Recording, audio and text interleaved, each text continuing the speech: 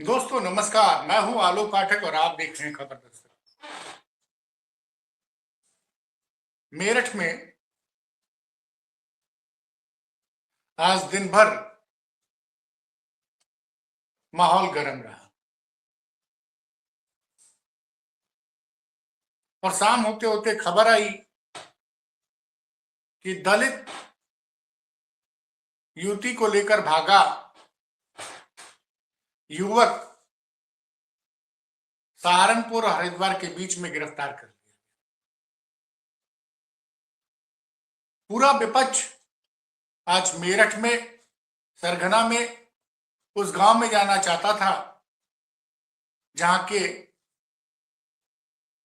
एक दलित महिला की जान ले ली गई। उसके बाद उसकी बेटी को किडनैप कर एक युवक भाग गया था। 3 दिन पहले की घटना थी।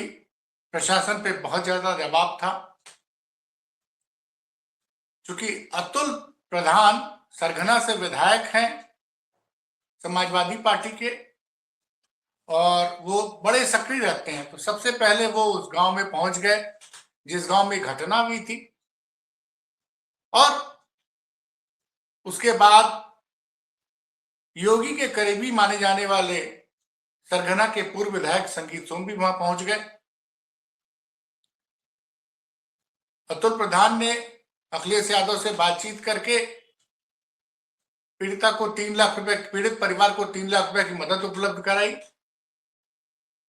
और लगातार धरने पर बैठे रहे। उसके बाद प्रशासन ने 10 लाख रुपए की मदद की। पहले जो दलित महिला के परिवार वाले अड़ गए थे उसका दाह संस्कार भी नहीं कर रहे थे, पोस्टमार्टम के लिए माने वो लोग। उसके बाद दाह संस्कार हुआ। 2 दिन हो गए थे, आरोपी नहीं पकड़े गए थे। आज तीसरा दिन था। भीम आर्मी के चंद्रशेखर रावण आज जाना चाह रहे थे मेरठ, उनको गाजियाबाद में रोक दिया गया। फिर वो पैदल चलने लगे। बड़ी मशक्कत के बाद उनको रोका गया।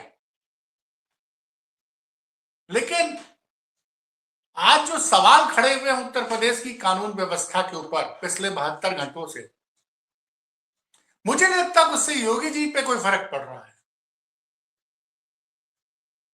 सोचिए, उत्तर प्रदेश में एक दलित महिला की सुबह 8 बजे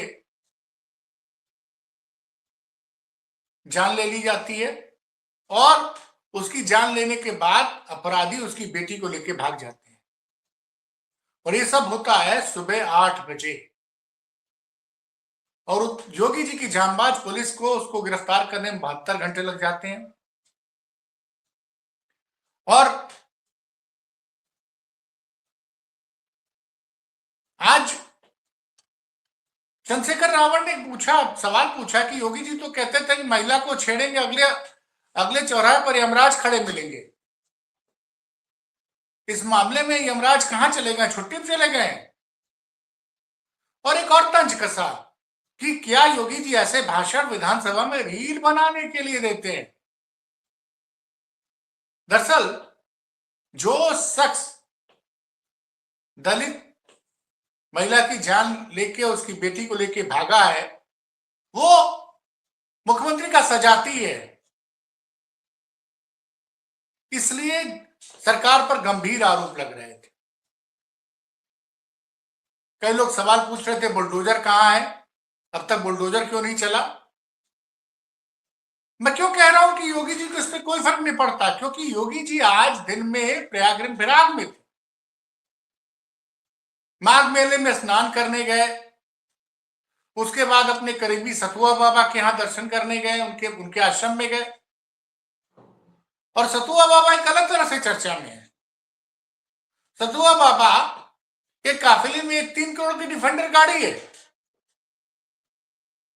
मतलब ये बाबा लोग जो हो गए हैं, करोड़ों की गाड़ियां के काफिले में आ रही हैं। और सतुआ बाबा योगी जी के करीबी, उनका ऐसा भौकाल है माघ मेले में पूछने लायक नहीं है। आज को 3 दिन हो गए इस घटना में,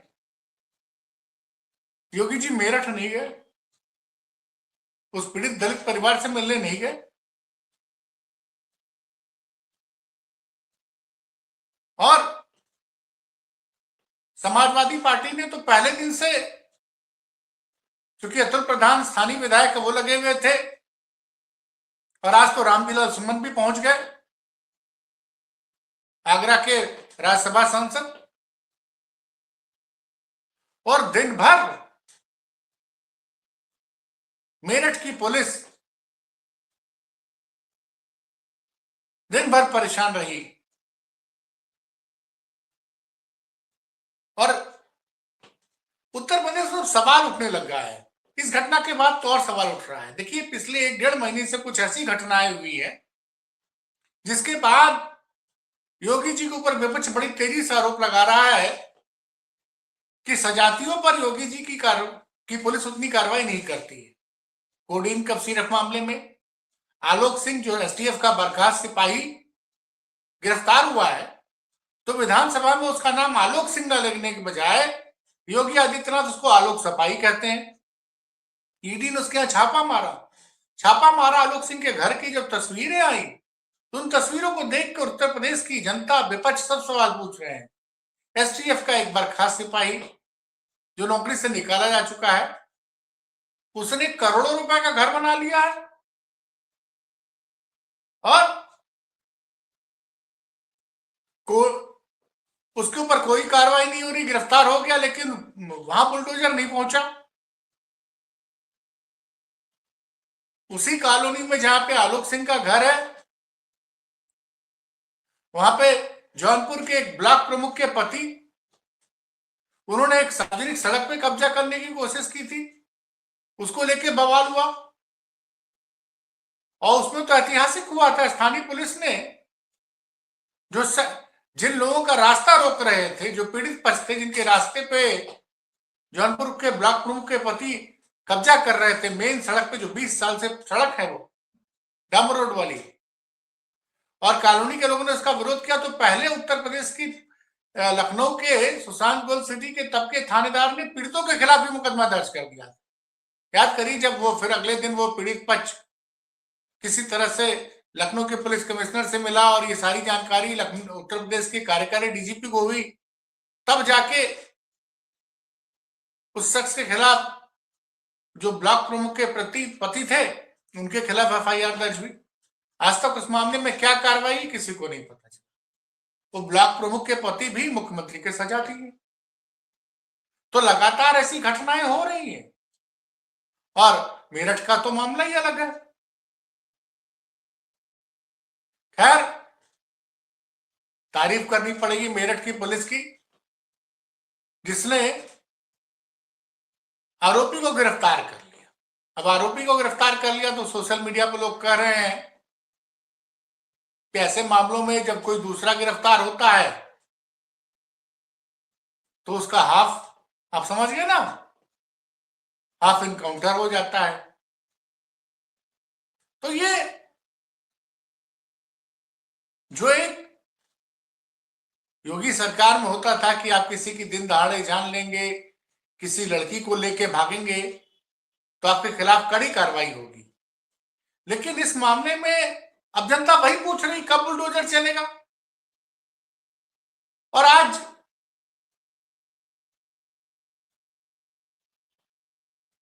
सवाल यही उठता है कि योगी जी माघ मेले में जा रहे हैं, तस्वीरें दिख रही हैं, उनके साथ उनके अत्यंत प्रिय मंत्री स्वतंत्र देव सिंह है, और जिस बाबा के यहाँ जा रहे हैं, सतुआ बाबा, उसको लेकर भी लोग सवाल उठा रहे हैं कि उनके काफिले में 3-3 करोड़ की गाड़ियां हैं। लेकिन आम जनता ये पूछ रही है, सामान्य बातचीत में कह रही है कि योगी जी को पहले वहां जाना चाहिए था, मेरठ जाना चाहिए था। जिस बाप ने अपनी पत्नी को खोया है और जिसकी बेटी गायब थी। और सुनिए, दलित बेटी के खिलाफ लोग सोशल मीडिया पर अनाप शनाप लिख रहे हैं तो उस लड़की के बड़े भाई ने कहा कि हमारी बहन को बदनाम न किया जाए। आप ये सोचिए, जिस परिवार ने अपनी पत्नी को खोया है, जिसकी बेटी किडनैप थी, 72 घंटे बाद बरामद हुई, अभी तक परिवार को मिली कि नहीं मिली। जब मैं वीडियो रिकॉर्ड करता था कोई जानकारी नहीं कि वो परिवार को मिली कि नहीं मिली। उसके भाई ने रोते हुए कहा कि आप लोग हमारी बहन के खिलाफ अनर्गल बयानबाजी न करें, न लिखें।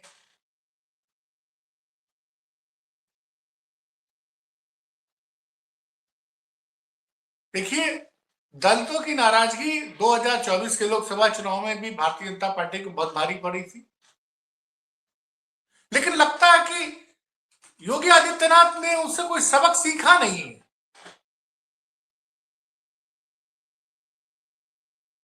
कोई सबक नहीं सीखा है।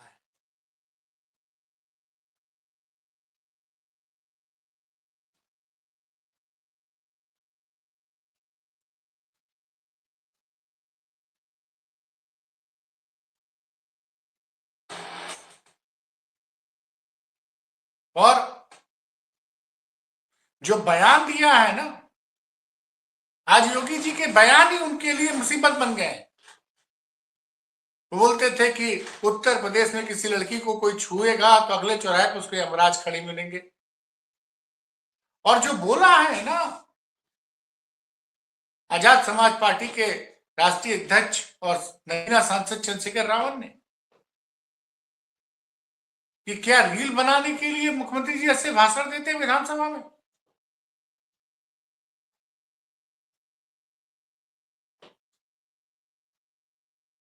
जिस तरह के जमीनी हालात हैं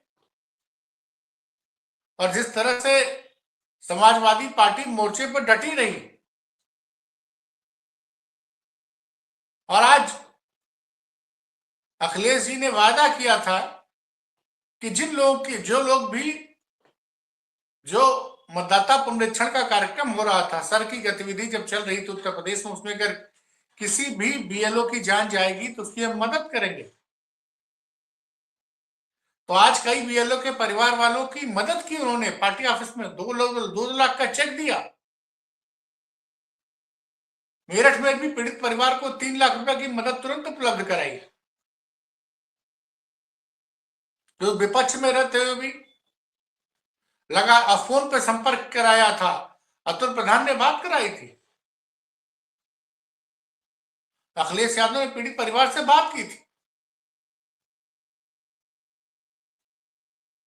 तो आप देखिए ना, लगातार जिस तरह से घटनाएं हो रही हैं, दलित नाराज है, पिछड़े नाराज हैं, ब्राह्मण नाराज हैं।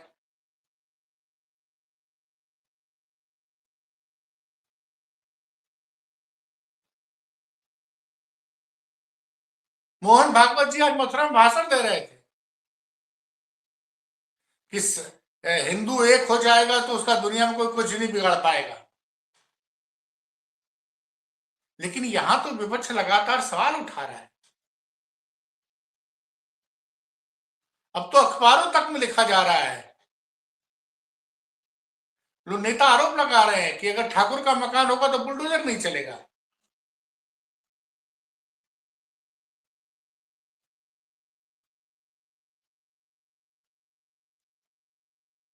तो जब तक अगर अपराधी की जाति को देखकर कार्रवाई का निर्णय होगा तो ये उत्तर प्रदेश पुलिस को तो कम, योगी जी को राजनीतिक रूप से इसका बड़ा नुकसान होने वाला है।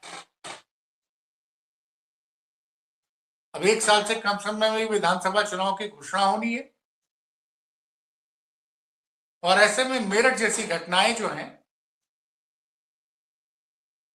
योगी सरकार के लिए आने वाले दिन में और परेशानियां खड़ी कर सकती हैं।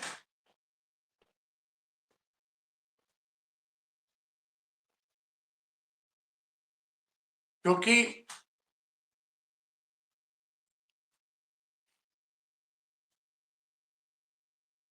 उत्तर प्रदेश अगर भारतीय जनता पार्टी के हाथ से चला गया तो 2027 में एनडीए अपने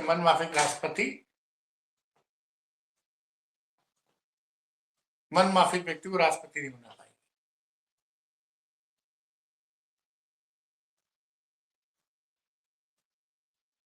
आज योगी जी ने बता दिया कि उनकी प्राथमिकता क्या है। जब उनको मेरठ में होना चाहिए था, वो प्रयागराज में माघ मेले में स्नान करने पहुंचे थे। भाई वो तो मुख्यमंत्री हैं, वो चाहते मेरठ से परिवार वालों से मिलके, उनको तो स्टेट प्लेन से चलना होता है। परिवार वालों से मिलकर उनका सुख दुख सुन के उसके बाद वो चले जाते। लेकिन मेरठ में जाके उन्होंने विपक्ष को एक बड़ा मौका दे दिया।